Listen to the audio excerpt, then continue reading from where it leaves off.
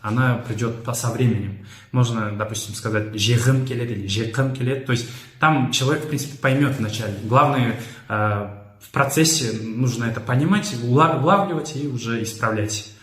Вот. В данном случае «г» добавляется «жег».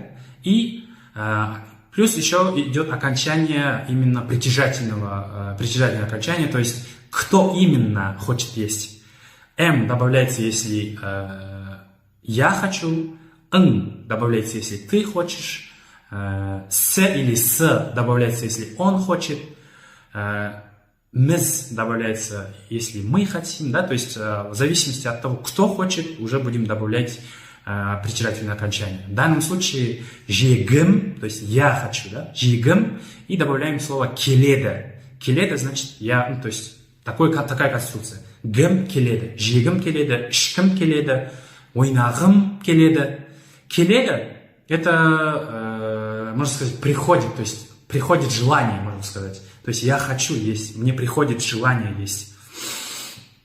«Келю» означает приходить.